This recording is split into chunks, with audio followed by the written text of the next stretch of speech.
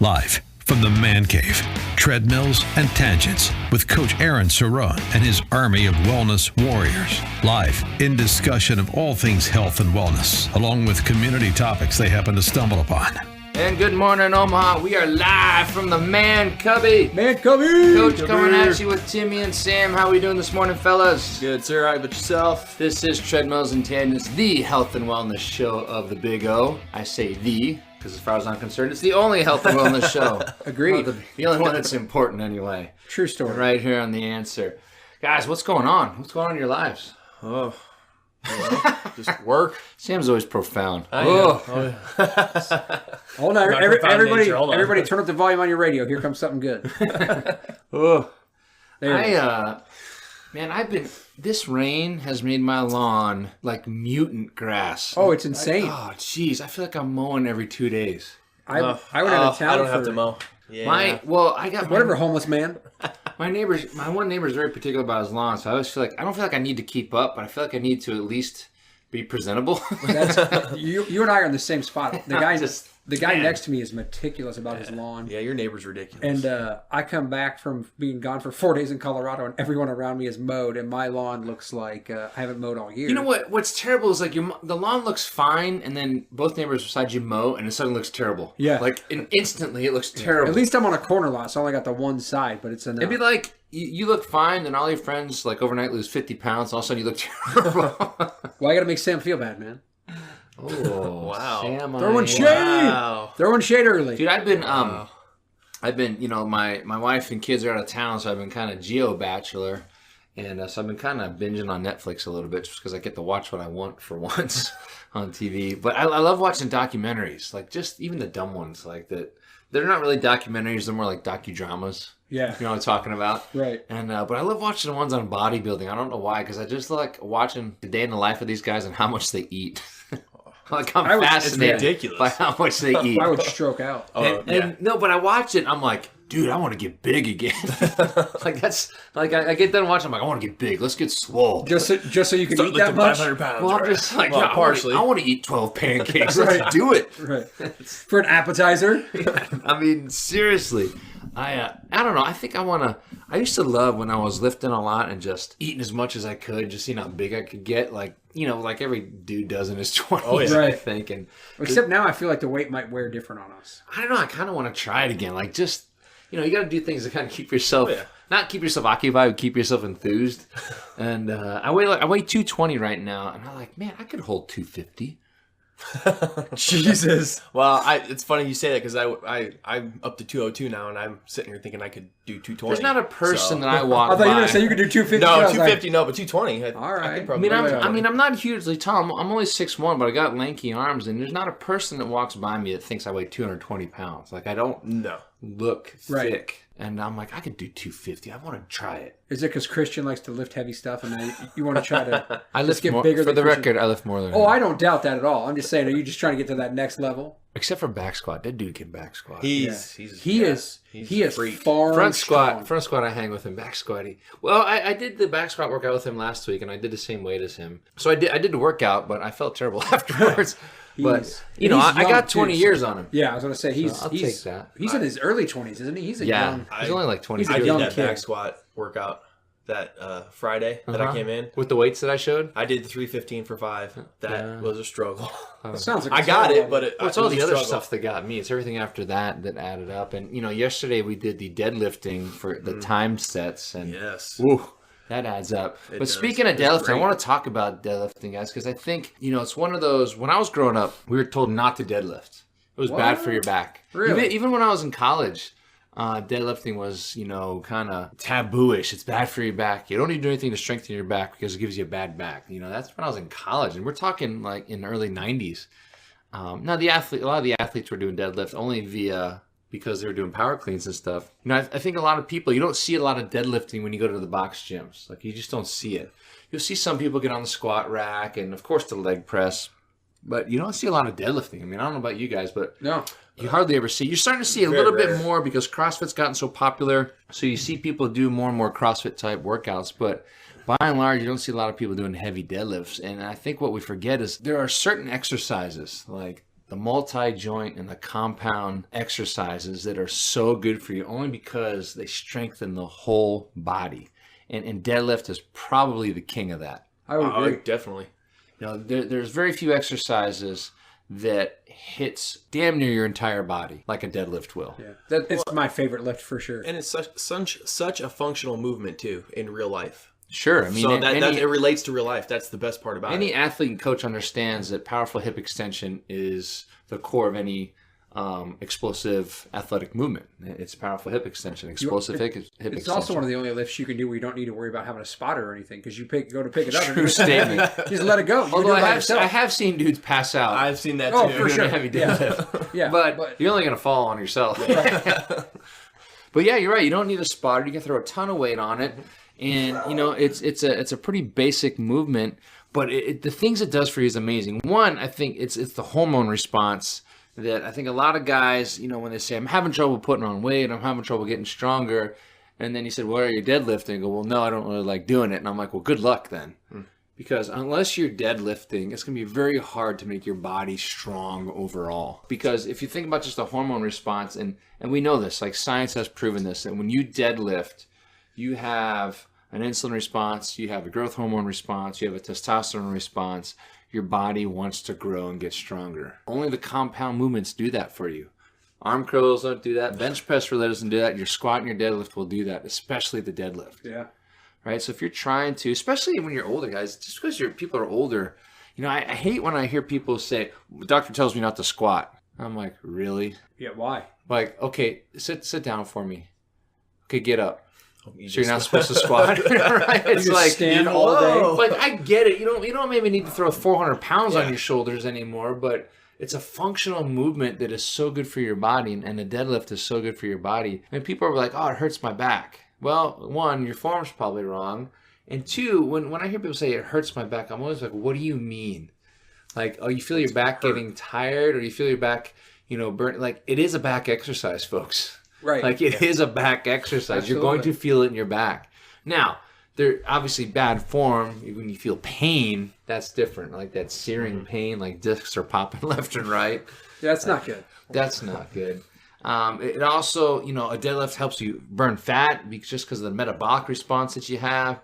Obviously, it helps you build muscle. It works more muscles than any other movement. Like you're working your traps, you're working your upper body, your core is working hard, your glutes, your quads, your hamstrings. Like every part of that movement at different stages is working different muscle groups, to include your back, right? So get over the fact that, hey, you're going to feel it in your back. You just are. Now, proper form, neutral spine, shoulders locked back, chest over the bar. You should have no problem with your back. You should not hurt yourself. Usually it's bad form. So I encourage you, like, don't avoid deadlift. Learn how to do it and incorporate it. Absolutely. Work the form, lightweight, work the form. Then be deadlifting at least every other week. I encourage you to do it every week. Yeah.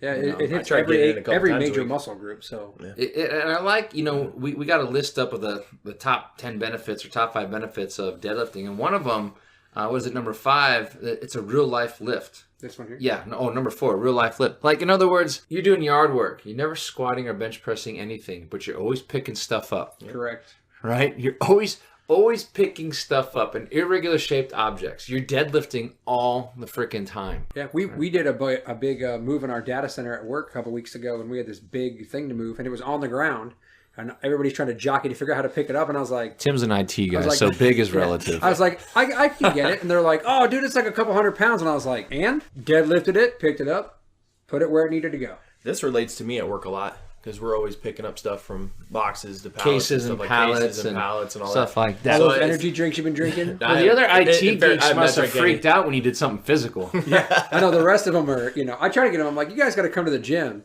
Today, actually, a couple of the, this week, a couple of the girls were like, oh, we bet we could take you in a fight. And I was like, You are out your goddamn right. So I show them the video. I show them the video that we took, you know, a couple weeks ago in the gym or whatever, of you holding pads for me. And the one's like, man, you can almost feel how hard you The kicked. Cyclops. I had the GoPro strapped to my head. Yeah. It looked like a And so- Cyclops. So it they're was like, awesome. well, maybe you need to do like a class for people you work with so you can teach us stuff. I was like, hey, come down to the gym and sign up. I'll be happy to show you. I love that point of view, the GoPro. It's Yeah, like that a was first-person interesting, yeah. shooter point Yeah. of view. It's pretty cool. But you can really hear the crack of the pads too. Yeah. Yeah, it's awesome. But yeah, so it's the most functional movement for everybody in everyday life. Everybody should be deadlifting. You don't need to set world records, but you got to put that into your regimen and your routine. If you have a trainer and you're not deadlifting, fire your trainer right now. Yeah, call him like right now, and then tweet us and tell us. Hey man, why aren't I deadlifting? Right. Well, it's not safe. You're an idiot. You're fired. Number 5, it's safe. Right. It's safe if done properly, right? Yeah, Every of course, movement is everything. safe. You know, Another real life lift thing that made me laugh was carrying in the heavy grocery bags. Because I know everybody that listens is like me. You get 30 bags of groceries. You're making one trip. I'm getting one trip in the house. It's a true statement. That's why I always get plastic because I can Right. put Weave my the arm hand through like yeah. 6 bags Yeah. and I can walk in. You come in and then like the marks on your arms, but it's real life, man.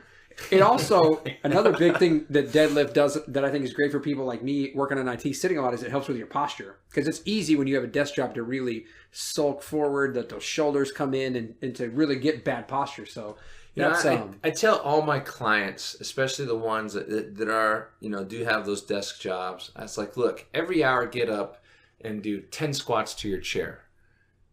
Yeah. If you do nothing else, get up, lower the chair all the way to the bottom and do 10 squats down on a chair. Just get the blood moving, get the hips moving, engage those hamstrings, do some Romanian deadlifts, some RDLs or stiff-legged deadlift, whatever you want to call them. And just, if you can do 25, do 25 every hour. But you don't have to break a sweat, but you just have to get the hips moving, the back moving, and get that posture straightened out. And I encourage you to get an exercise ball and sit on it. I have a ball chair, so I have an exercise ball that sits on wheels so I can still roll around my office. But you have to, I'll have to send you a picture of it. But so you have to still use your core and stuff, because if not, you'll fall right off the damn thing. So when I go into the answer on Friday mornings and sit with Chip and Ian, Chip sits on a ball. Yeah. The whole time. I'm always kind of secretly hoping he kind of rolls off it just to see what would happen. Like, I don't wish him any ill will, but I think it would just be hilarious. He's talking all of a sudden, live woo! on there, zip, and then off it goes. I think that would be absolutely hilarious. I can't imagine what would come out of his mouth. Like, Luckily, there's that 5-second delay. we hope, right? It's like Morse code. I would just bust up laughing. I'd have to throw the mic away. Improved grip strength, obviously, when you're holding on to that bar. Now, a lot of people will give people some flack for using straps and wrist wraps. Look, here's the deal, guys. At some point, your grip's going to fail. If you're doing lots of sets, your grip's going to fail. If you start creeping up a weight, I would say, hey, you know what? Suck it up. Use some wrist wraps if it's going to help you get a heavier deadlift, because there's a lot more benefits that are going to happen from a heavier deadlift than your grip failing, right? So, like, who cares what people think? Let them call you what they want. Just keep gripping and keep pulling weight. Your grip strength will come around. Yep, absolutely. Grip strength will come. And usually the ones making fun of your grip or using straps aren't deadlifting anyway. Right. Or they're the ones that pick the bar up and they're like, oh, my back! Scream and yell. And then we talked about the increased hormone response. So if you look at that one, doing 8 to 10 repetitions of deadlifts with significant weight can increase the amount of testosterone growth hormone produced by the body. We know this. They've actually done studies to this. And then also, there's the bone density issue. When you're lifting heavier weights, the response your body has is to create denser bones, thicker bones. Like, that's why astronauts in space need to do exercise, because they're worried about bone density issues. Gotcha. Yeah, that makes sense. They lose a lot in space. And then I know, traditionally weightlifting is not associated with cardio, especially, bodybuilding exercises, or especially just power lifters. They're notorious for doing a couple reps and taking 10 minutes off and then coming back. But I'll tell you what, anybody that's been in our gym, when we do deadlifts and we do our time sets, when we do our alignment, I challenge anybody to do deadlifts for a minute straight, as many reps as you can, and do 4 sets of that. And you tell me if your heart's not screaming and pounding through your chest. Man, it's brutal. And then tell me that deadlift isn't cardio. Because when you spread those sets out over the course of 15, 20 minutes, and you're doing high volume like that with heavy weight, your heart's gonna be pounding. Oh, absolutely. Oh, yeah. Mine was. Now, I get it. In the strictest definition, it's not cardio. A steady heartbeat above a certain threshold for 20 consecutive minutes. Okay, whatever, dude. Whatever. Come take my pulse after 4 or 5 1-minute sets of deadlifts and tell me what's going on. Yeah, it's impressive what the deadlift. And that's just because it's such a compound movement, such a big movement, involves so many joints and so many muscle groups. It's your whole body just freaks out. That's the technical term, by the way. Your body freaks out. Right. It's also cheap and easy to deadlift. You don't need special shoes or anything. You need a bar. You need a bar and some weight. Yeah. And as a matter of fact, we do it all barefoot at the gym. We don't even wear shoes. Well, yeah, ultimately, if you've got the range of motion, you should be able to do everything barefoot. Yeah. Right. Remember, lifting shoes is meant to help with the ankle immobility issue, right? That's why, the bro science when I was growing up, coming up through the so-called ranks and the bro science in the gym, they would tell me to put a 2x4 under my ankles. I'm like, why do you do that? Oh, you can lift more weight. Oh, okay. And it worked, but we didn't know why. We just knew that's what all the old guys did, or they put a couple plates underneath their heels. But it's doing the same thing the lifting shoes do. It just raises the heel, so you take out the ankle mobility issue, allows you to go to a deeper squat. Okay, great. Hey, you can do it. Ideally, you want to get away from doing it if you can, right? If you can get the mobility, go ahead and do it all natural, as they say. It's preferred. It's preferred. And doctor approved. 9 out of 10 trainers recommend it. If your trainer doesn't, fire him. Fire that person or her. Let's not be Correct. sexist. Yes. There Him are Fire quality them. female Fire trainers. them. Fire it. What? I don't know. You gotta say it now. It's getting fire it. That's impersonal. Yeah, we'll get in trouble for saying it's impersonal. Yes. Well, shoot. It also prevents injury. Fun fact: deadlifts prevent injury. Well, when I had a good discussion with a couple other trainers. We know, like, especially in martial arts, like, as the years go on, the body doesn't want to be as athletic. You lose range of motion, and you're also not as resilient, right? Right. But ironically, people that continue to lift weights, continue to lift heavy weights, tend to have more resilient body, right, to the rigor and punishment of life. So it's just you are conditioning your body to be more resilient, more resistant to injury. I mean, that's just fact. Yeah. Like, if you're stronger, you're more resistant to injury. You're more resistant to the body getting out of position and getting into places where you might get hurt. And if you continue to keep good range of motion, there you go. Right? Good range of motion, a lot of strength, you'll be more resilient. It's a fountain of youth, baby. We all want the fountain of youth. Deadlift is a fountain of youth. And you hear talk about the posterior and anterior chain, and the posterior chain is where all the strong muscles are. Basically, the posterior chain, guys, is all the muscles you can't see, all the muscles on your back. Anterior is everything on the front. And sure, deadlifts stress the posterior chain for sure. But you do get some anterior benefit, like especially in the core. Right? Oh, yeah. You have to stabilize. If you can't stabilize your core, you're going to fall over. Right? That's all there is to it. Same thing with the squat. Anyway, deadlift. I think we beat that horse. Do it. Do it. There's a few mistakes. Do it. That I also found. I found another article in Men's Journal about some mistakes that people make when they start deadlifting. So if you aren't deadlifting and you're going to start, here's just some stuff that you may want to take into account. Obviously, wearing a thick-soled running shoe is not a good idea. Well, that's not good for any heavy lifting, right? Sure. Because running shoes, the bottom is too soft. It's not stable. Right. Yeah. Right. It's not the right type of shoe. Actually, the best shoe to lift in is Chuck Taylor's. Yep. The old school flat bottom them. shoes. Love Chuck Taylor's. And really, when you think about it, it's a flat bottom shoe. You might as well just lift barefoot. Yeah, it's the problem is, like, you can't go into the box gyms barefoot. Right. They freak out about that. Well, some of them will let you know if you have socks on. Well, you might as well just wear Chucks. Yeah. I'm always worried about people dropping stuff on my feet in the bottom. I'm not too worried about in our gym because everybody's aware that everybody's barefoot. And when you're barefoot, you tend to be more aware. Right. Right. Absolutely. But, I used Some to. of us found that out the hard way. In high school, we had one of the school teachers, Mr. Pammer, huge dude, was a competitive powerlifter in college, monster, and he would wear shorts and then he would wear steel-toe boots. But Mr. Pammer, why do you wear those boots? He always say, because you idiots are always dropping weights. That's what he would say. So he'd have shorts and steel-toe boots on. It was great. Valid reason. Yeah, incredibly valid. High school kids, they're a bunch of idiots. Everybody's dropping stuff. Well, a couple other highlights of this one for the mistakes were that people jerk the bar off the ground, where like they start winding up and then they try to pull really heavy to get off the They're ground. bending their elbows, right? Yeah. And remember, your arms are just hooks, guys. Your arms and your hands are just hooks. A common injury in deadlifting is tearing the bicep. Yeah. And that's because people start to get that elbow bend. And when you have that much weight on the bar and you try to bend your elbows, the bicep is just going to be the weakest link a lot of times. I've seen, even in our own gym, I tell people, make sure you're warming up. And, we had one of our students go out and try to take a crack at that big tire, the big tire that nobody ever wants to flip. And I actually yelled, be careful, don't tear your bicep. And guess what happened? Towards bicep. I hear a yell, and he comes in holding his arm. I'm like, you tore your bicep. Because what happened is the natural reaction is try to bend the arms and not keep them straight and just leave them as hooks. Oh. And then the bicep just can't. That's too much weight.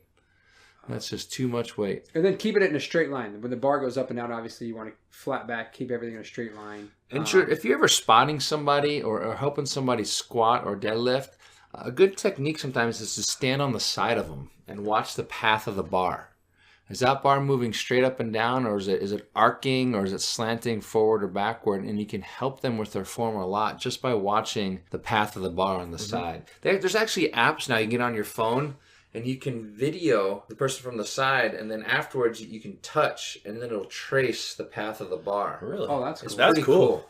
Yeah, it's very, and you can touch the, you can put like a waypoint or a touch on the knee, and then watch the path of the knee, watch the path of the hip. That's pretty sweet. So you can really monitor form really well with some of these apps that are out there. And there's lots of types of deadlifts, guys. You got traditional deadlift, you got sumo deadlift, you got wide grip or what they call snatch deadlift.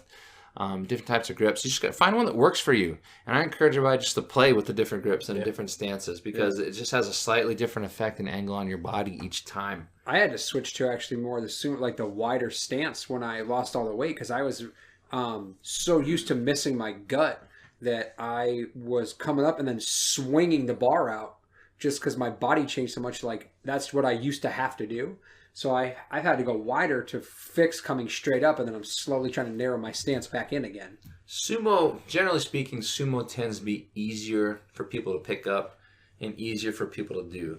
Largely because you don't have to go down as far to grab the bar. Right. And it's a more natural position for your arms to be, down in between your knees. And you can have a more powerful, what feels like a more powerful stance to you. Traditional grip is more functional because then you can do other lifts as well and other exercises.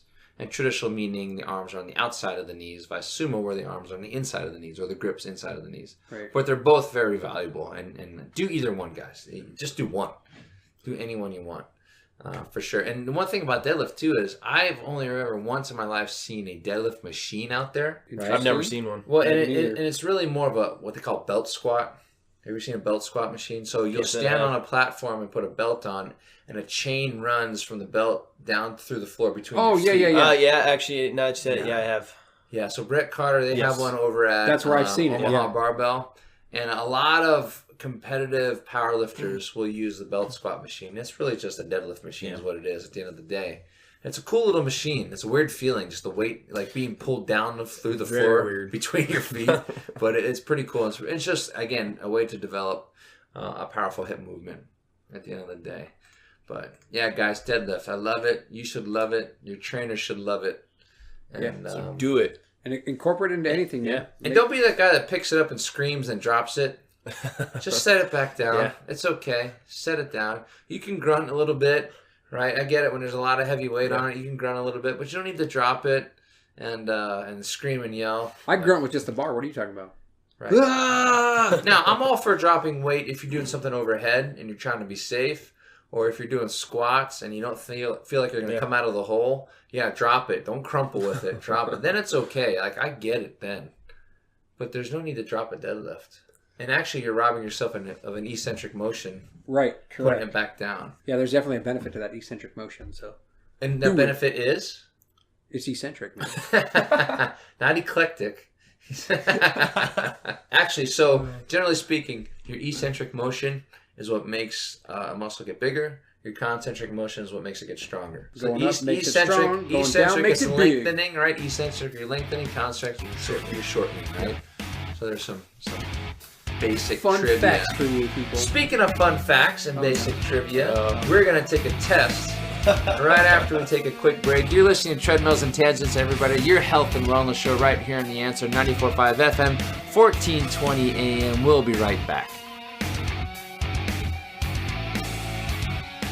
When you walk into Mid-American Martial Arts, you're walking into more than punching and kicking. You're walking into a community, and that is what I think sets us apart from everybody else. We train anywhere from 4 years old, and we have students as old as in their 60s here. Our main programs are Brazilian Jiu-Jitsu, Muay Thai kickboxing, Judo, as well as our strength and conditioning program, which is our Training for Warriors program. Our main goal is that when people leave here, they feel better about themselves. You know, they're a little bit better as a person, they feel a little bit about their life, they feel better about their day. Now, everybody holds baggage, everybody has stress. This is the place where they can come in and put all that away for a little bit and work on themselves. Yeah, do we hope they can defend themselves better? Sure. Do we hope they can punch and kick a little better?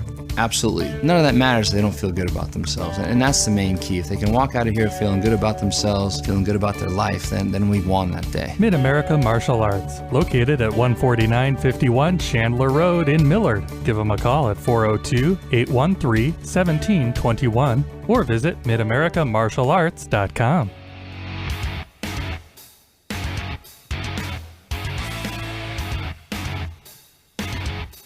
And welcome back, everybody. You're listening to Treadmills and Tangents right here on The Answer. Now, fellas, I had mentioned that I was binge watching on some Netflix, and I saw a bodybuilding one on Jay Cutler. And so, in the spirit of bodybuilding... We're talking about football, Jay Cutler? No. Mr. Olympia. Just kidding, man. Mr. Olympia. That was a bad joke. Bad joke. Typical Patriots fan. Where's that flag That at? goes wild. That I should flag it for that. Hey, who's the replacement ref over here? Well, okay, in the spirit of my bodybuilding binge watch, we're going to do some bodybuilding trivia. Oh, all right? Sam's going to nail it. Let's see what you... I know you're going to hose most of these, but Probably. that's all right. This is more for my entertainment than anything. Yeah, one of these times we're going to have to switch around on him. Why? Have Why him would do you a want quiz. to lose Yeah, I'm pretty sure miserably? it's called Coach and his I'm Wellness Warriors. sure, but We're just it's gonna be Wellness fun. Warriors. I'm pretty sure we're replaceable. Someone else could come in. It's true. True statement. True statement. incredibly We're the expendable. miscellaneous. Coach and the Miscellaneous. I like that. That's a good band name. So, all right, here we go. So humans have long admired strength, broad chest, bulging biceps. Which one of these Victorians popularized and developed the sport of bodybuilding in the Western world? Sir Arthur Conan Doyle, Queen Victoria, Samson, Eugene Sandow. I'm going with Samson. I'm going to go with the first one. He's going with Conan. He means Sir Arthur Conan. It's actually Eugene Sandow. Now, do you know why the name Sandow is significant? I do not. That is the name of the trophy that you get when you win the Mr. Olympia, the Sandow. Come on, fellas. I got it right. Come on, fellas. Got it right. So in the late Apparently I need to watch more documentaries. In the late on it. 19th century, Eugene Sandow, a professional strongman, began his career in London stage. In 1893, he appeared at Chicago World's Fair, adding muscle display performances to his traditional strongman act. Ooh. Audiences found it fascinating. He went on to found a gym for bodybuilders, published a magazine called Physical Culture. That's Early cool. bodybuilders used the classical Greek and Roman male sculptures as models for the ideal physique.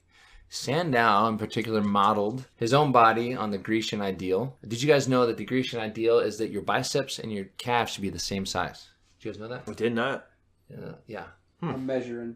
I'm going to measure tomorrow. So essentially, he began publishing instructional books on how to achieve the perfect physique. The first major bodybuilding contest was held in London in 1901. Sandow was one of the judges, as was, coincidentally, Sir Arthur Conan Doyle. So Sam was partly right. Not really. So anyway, Eugene Sandow and the Sandow Trophy, right? That's what the winner of the Mr. Olympia gets. Okay, number 2. Which one of these exercises would most effective at working the brachialis muscle? Overhead extensions, leg extensions, dumbbell front raises, reverse curls. Reverse curls. I'm going to go with dumbbell raises. It is reverse curls. Sam with the win. The brachialis lies underneath the biceps brachii You should know and that. the upper considering arms. All the crap So you went to reverse school for. curls, i.e. palms are down, places more stress on the former rather than the later. Excellent, Samuel. Excellent. He's got like one question right the entire time the show's been on the air. You're very All right, excited. here we go. Hashtag face news. 1965, Joe and Ben Weider. Yes, the Joe and Ben Weider organized the first Olympia contest. Who won that contest and became the first Mr. Olympia? In 1965? 65. Before Arnold. I have no idea. On that Larry Scott is the answer. Yeah, that's what I was going to Larry say. Scott. I was just coming up with that last name. I knew it was Larry. He had a nice mustache. Excellent. Okay, the professional designation for the sport of bodybuilding is, like, what's the professional organization? It's not the PBA because that's a professional bowlers association. True statement. I do like watching me some bowling, the Right. PBA. It is the IFBB, the International Federation of Bodybuilders. I should have known that. I have friends that have like that Yeah, pro the IFBB, IFBB yep. at the end of their Facebook name and stuff. Now, an attempt was made by, nonetheless, Vince McMahon to form the WBBA, the World Bodybuilding Association, but it didn't last. Kind of like the XFL. And the WWF. Since its inception in 1965, how many men have held the coveted title of Mr. Olympia? 3? 27. Since 1965? Are you kidding me? I'm going to go with 27. 10. Larry Damn, I was Scott. closer than him. Larry Scott won the first 3. Sergio Olivia won the next 2. Arnold came in and won 6 in a row.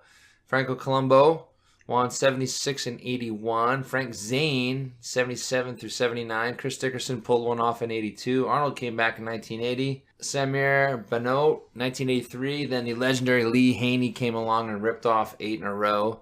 Dorian Yates came in and dominated for 8. And then Ronnie Coleman came in from 98 to 2005. Jay Cutler won a few in there.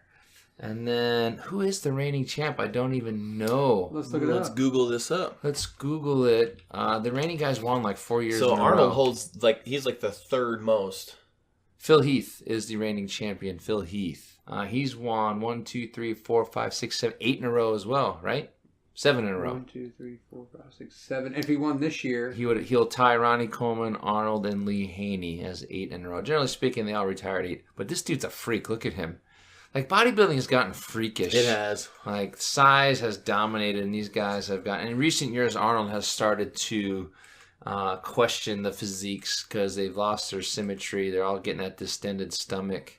yeah, Like those abs look like So slabs of look at bacon. Phil Heath right now, but Google up a picture of Frank Zane.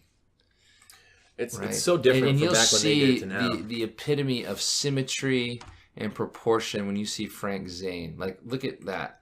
That dude's amazing. That's what it was Like, all about. that's Was the symmetry, symmetry. and proportion Yeah. right there. Like, Frank Zane was amazing. Now these guys are just freaks of nature. Like, I mean, don't get me wrong. It's impressive what they Oh, do, yeah. and it's impressive the amount of muscle. But you got guys that are competing at damn near 300 pounds now. Some of these dudes. Look at that. I mean, and they're He's a little guy. I was to say Chris his Dim. head looks Yeah, disproportionate to the rest of his body.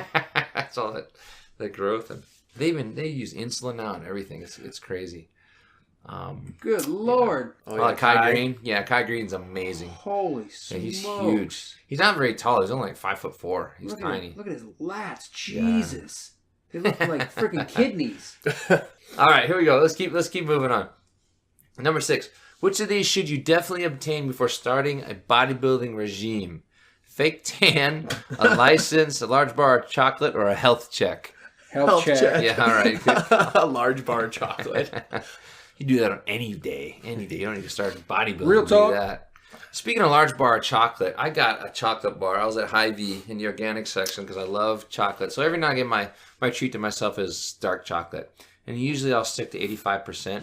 But I found a bar of this stuff that was 100%. Oh snap! I was like, ooh. And it had coconut in it. I'm like, all right. Coconut might cut it a little bit. Fellas, that was the worst chocolate bar I've ever had in my life. Did you finish it? No. Oh, I ate like 4 squares. I ate 2 squares. Like, I broke 2 off the top. When I ate it, I was like, this is not good. But out of morbid curiosity, I'm like, okay, it might get better. So I broke off 2 more. And it didn't get any better. So here's the bad part.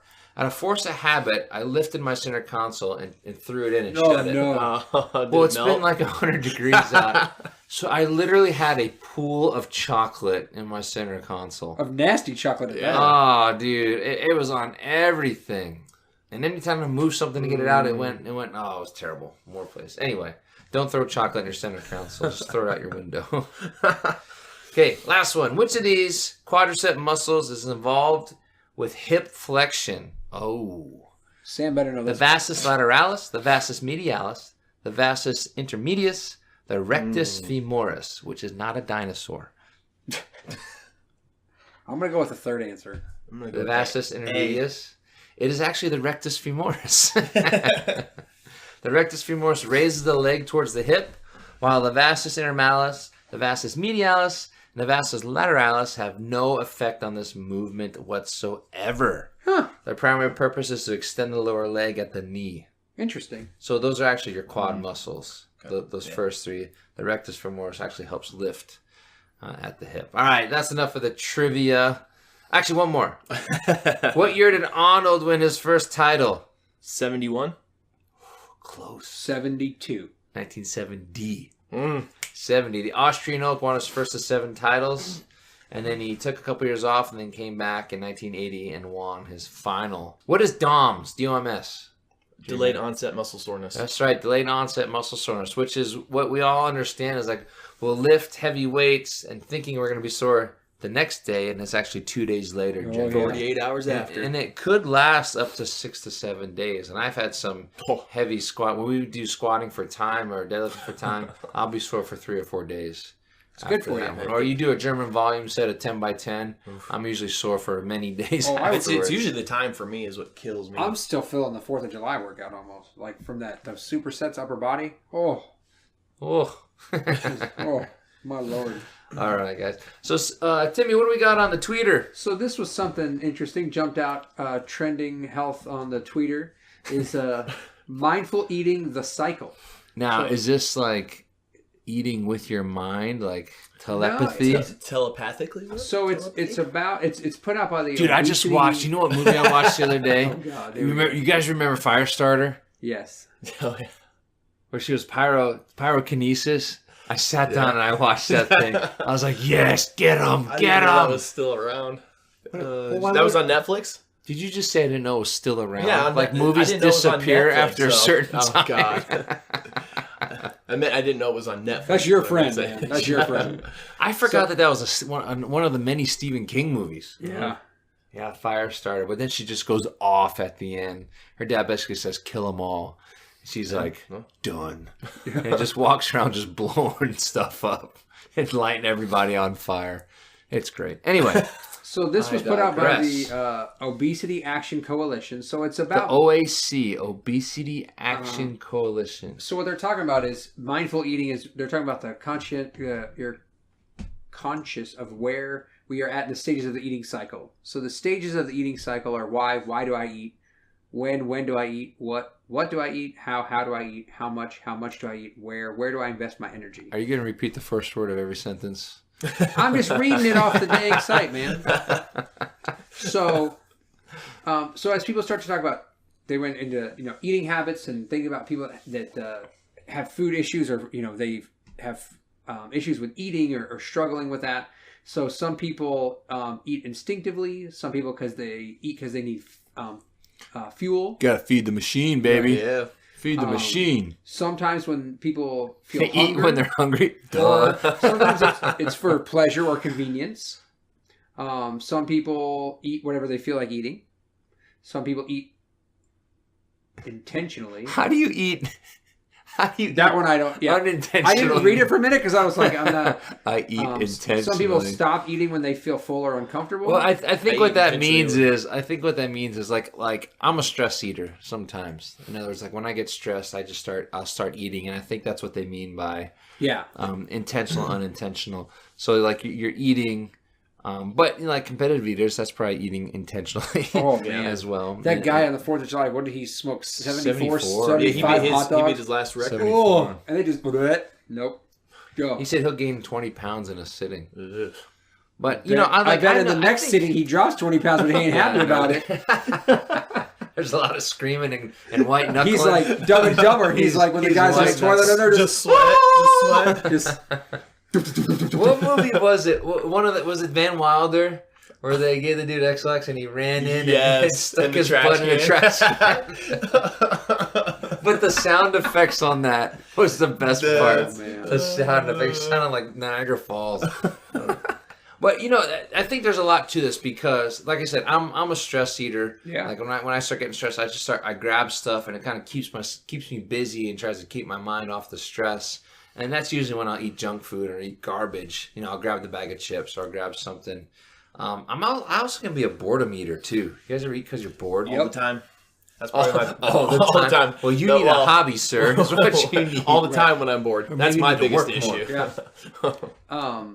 A lot of people, it's around social stuff too. For whatever reason, society is like, oh, when everybody gets together, they have to eat. There's got to be some kind of snacks and stuff. So, You know what's funny is when I have people over to my house, I always cook a ton of food. yeah, Because we I know. feel like so we had our neighbors over around Christmas. It was Christmas Eve or something. Like all the neighbors came over. So I was like, all right, I'm in entertainment Italian cooking mode. And I made like 6 courses of Italian food, and the one wife goes, Aaron, stop. Right? I'm just like, what? It's a get together. We're supposed to eat, right? It's like I just kept bringing like course. Like I brought out meatballs, and I brought out gnocchi, and then I brought out what did I bring out? Bruschetta. Then I brought out linguine and clam sauce. Now we're I getting brought hungry. out lasagna, and I'm like, I just round and round and round. Course 20, here we go. Yeah. So.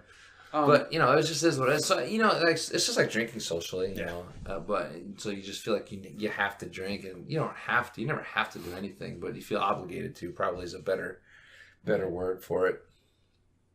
So the next area of this was kind of about why do people struggle with, they eat bad, they feel bad about it, but then they repeat the cycle. So when people try to get control of eating, they eat restrictively. So they restrict the calories or the portion sizes, or they eliminate certain foods. And then sometimes they still feel hungry, tired, and things like that. And then out of control is overeating, where despite people's best intentions, they end up overeating. And then they usually just eat mindlessly, or they eat, and then by the time you realize how full you are, obviously you've gone way too far down a path, and so you are feeling like crap. So the practice of mindful eating is, it says, consider these tips for practicing mindful eating and winning the battle with food. Assessing your emotions. Before eating, ask yourself, why do I want this? Do you need it? We're designed to eat instinctively, but if our emotions become a primary drive for eating, you may first fix your thoughts before turning to food. So that's that. I think that emotional eating, like, that would be something that's obviously emotional. Allow for moderation. Moderation is the healthy middle ground between restriction and overindulgence, and it can decrease your risk for both. Take out distractions, turn off television, pull over to eat in an environment that lets you focus on your food, because multitasking increases your risk for consuming too much.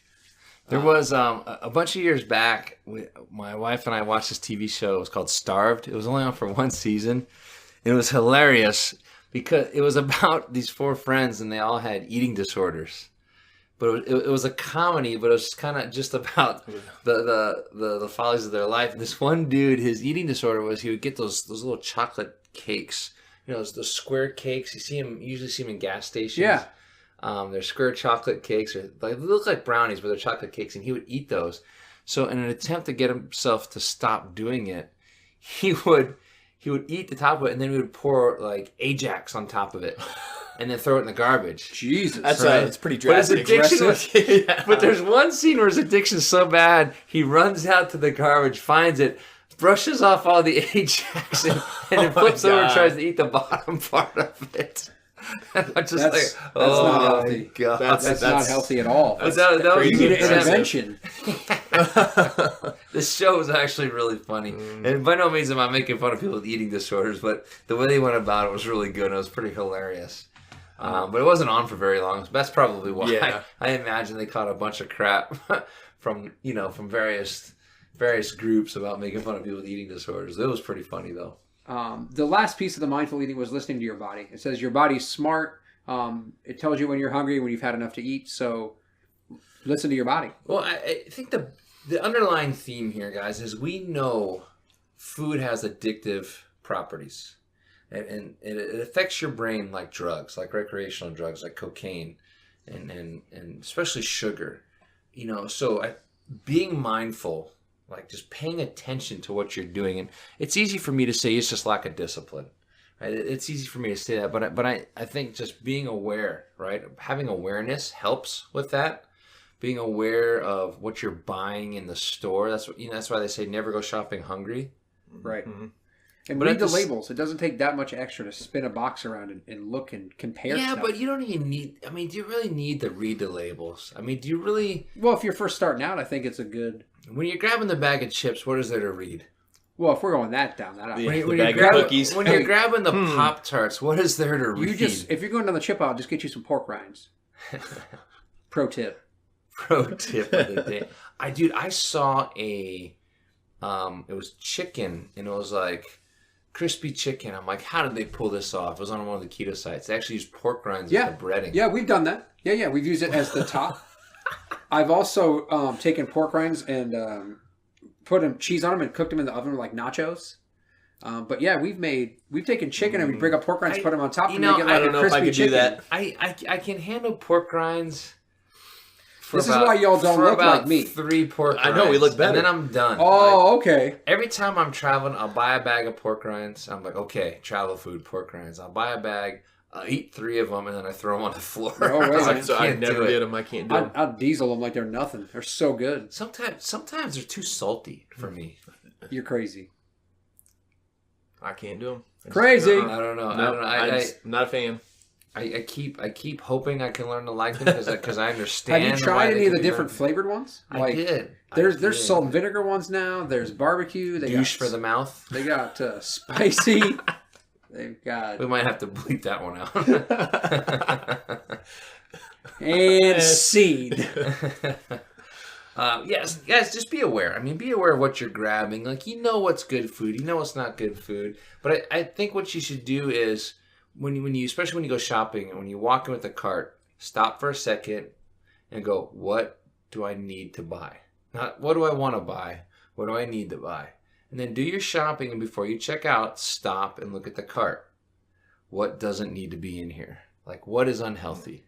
I think that's being mindful. I think that's really being mindful of when you just stop and go, what am I doing here for a second? What am I about to order? What am I about to grab off the shelf? And if you have that much trouble going to the grocery store, I would say make a list as specific as you can get it, and then stick to the list. Or do the online ordering like we've talked about in the past, where you pick it out, just go drive up, they bring it out to your car, shop, and then go home. I'll tell you what, anybody listening out there, this is an open invite, and I'm volunteering Tim and Sam as well here. Give us a call. We will go shopping with you. Especially if you go to the Hy-Vee on 100th and I'll be more if you than go to the happy. Hy-Vee on 100th, you look for a goofy looking bald I will dude. do it. Yeah, Goofy looking bald Sam dude. works at Hy-Vee 108th and Fort, not Maple. You finally got it right. Yay! But seriously, we'll go along. Yeah. We'll help you. I'll be more than happy to slap your hand when you reach for the Pop-Tarts. Yeah. If you need a smack in the back of the head, we'll do that too. He has a big smile on his face too, so he really wants to help someone. Really. Like, buddy shop, right? There's safety in numbers. So why not buddy shop? Find somebody who eats healthy or who you know who is healthy and ask them to go shopping with you. Or ask them, hey, next time you're shopping, can I go with? Yeah. I think that's a great idea to do buddy shopping. We should make an app. And recipe Buddy sharing shopping too. app. A buddy shopping app. Hey, I need help. I'm at the grocery store. And you hit the app. And the buzzers go off and someone shows up. $1 million idea. Well, now everybody on the radio knows it. The buddy Well, app. not necessarily. I don't know, I think that'd be cool, the buddy app. I like it. We'll be your buddy shoppers. Here we go, buddy. will. We are myself, Tim, and Sam. We'll be your buddy shoppers. Give us a call or contact The Answer, 94.5 FM, 1420 AM. Say we're looking for the buddy shoppers, a.k.a. the guys on treadmills and tangents. And we will. I might have to go on with Chip and Ian one of these Fridays and let everybody know we'll be their buddy shoppers. Yeah, absolutely. Let's do it. Let's do it. Do We'll big have to do things. that. That'll be Do big things. Do big things. Indeed. I want to bring back that shirt we used to have that said "Dare Mighty Things." It was a quote from Roosevelt. "Dare Mighty Things." It's good. Oh, we should do that. Dare mighty shopping carts. Indeed, sir. Yeah, buddy shop. I like that idea. Buddy shopping. We'll do that in the gym. We need to get shirts made too. That like would be a good one. Buddy shopper. buddy shopper. Buddy shopper. That'd be creepy just Don't to make- walk around. Right with that. Just as a buddy. Buddy shopper on the front. The back says, "Don't make me slap you." Buddy shopper. That has so many different connotations to it. Buddy shopper. Don't make me slap you. That's a great shirt. I like that. Hashtag real talk. I like that. We're gonna be trending on Twitter before you know it. Cool. All right, guys, that's all the time we have. Thanks for tuning in. You're listening to Treadmills and Tangents, your health and wellness show right here on The Answer. Check us out on Facebook. We're also online. We're soon going to have our episodes up on iTunes as well, but you can always go to our website. We have all the episodes there for you as well. The latest one is always on the main page.